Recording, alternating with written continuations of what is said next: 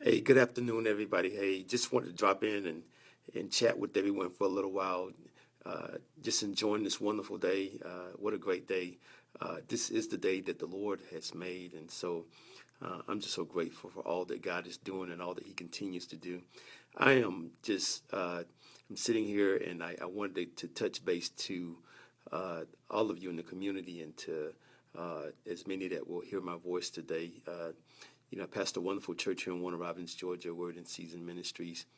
And I want to start the conversation off by first saying, congratulations to our new president-elect, Donald Trump. I think this is important that we set the course for where we're going. He is our elected president. The nation has spoken, and it's the great country that we live in. And so I'll be the first to tell you that I did not vote for Mr. Trump.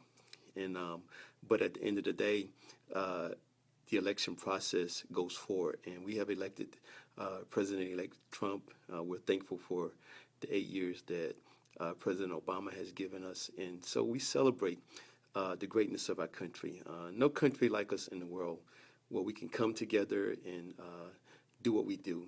Millions voted last night. Probably over 100 million people voted, and the country spoke. And so what we have to do now is see that and try and figure out how we can move forward. I'm a very optimistic person. The last couple of days have revealed to me, not just the election, but over the weekend, that things don't always go the way that any of us want them to go. But what we have to do is look at the situation and then move forward. I'm reminded of many years ago when I was watching the basketball game playoffs. It was the Sacramento Kings, and I remember an interview with Mike Bibby afterwards, and he said, after a horrific loss, he said that we have to have a short memory, and so I want to challenge all of us. For those of you that voted for Mr. Trump and he won, congrats. For those of us that your candidate didn't win, don't worry about it. We're in a great country. And unless God delays us coming, we're going to be voting again in 4 years. And I want to make it my business, and because I didn't like the way I saw things, the way things went the last 8 years whenever we had an election where a lot of people got really bitter, got on the social networks and said a lot of horrible things about President Obama and his family. And I want to set a different course, being on the other side where, as I said before, the candidate that I picked didn't win. And so I want to support Mr. Trump. As a matter of fact, I want to do what the scripture tells me to do in 1 Timothy. It tells me that we ought to pray for those who be in authority. And so I want to challenge all of you. Don't get anger. Don't get bitter. If you've been here at this church, you've known for the last several years, the last several weeks, I've been teaching a series on hope. And I say to you all that are listening to my voice today, there is hope. And I recognize even today that when I woke up this morning, I had to press on with life. There's things that I still got to get done. I'm in class right now. Those papers that I got to write, they still have to be wrote. My professor's not going to want to hear that, the election didn't turn out the way I wanted it to turn out. And so I'm saying to you all is that in this, continue to move forward. Continue to do the things that are right. Continue to trust God because God is yet in control. And I just believe so strongly that there's still hope. I'm praying that our country will figure out how to come together.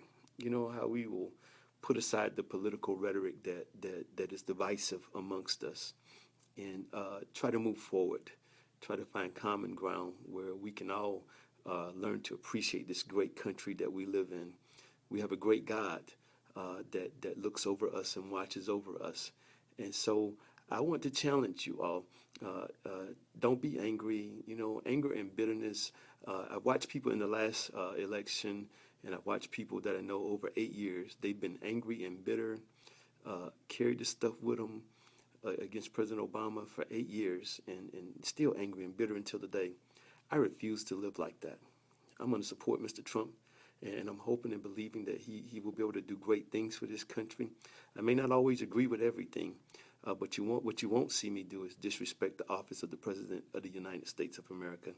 One thing the military taught me was we had to respect those that were in authority. You may not like the person that's in authority, or you may not like some of the things that they do, but we're taught to respect authority. And so I want to invite all of you that are listening to me right now. Let's be optimistic. Let's move forward. In 4 years, we'll do it again. Why? Because we live in a great country, and we serve a great God. So I'm excited. Listen, if you're in Warner Robins, if you're in this area, I want to invite you to come connect with us at church. You know, one of the things I talk about moving forward, we still having church tonight. So for the members of Word in Season Ministry, we're not canceling church service. We are here at church at 7 p.m., 1520 Fagan Mill Road. I just feel good about the things of God. So listen, God bless you all. See you. And remember, keep your head up and keep continuing to believe that God is the one that's in control, not anybody, any party or anything like that. I will say this, though. I want to say that I think that one of the great things about our country, too, is that every so often our country says that we don't want the same old thing. And I think that when we look at the election of President Obama, I think the country was saying we tired of the same old stuff. We want somebody else different. And I think that when the country elected Donald Trump last night, they weren't so much electing a Republican. I think the country was saying we're tired of the same stuff. We want something different. And so who knows what the next 4 years holds? Who knows if we might not see, I'm joking, I shouldn't say it, but I'll say it anyhow. Who knows if we might not see, what's the boy's name? Who knows if we might not see Kanye 2020? Well, listen, God bless you.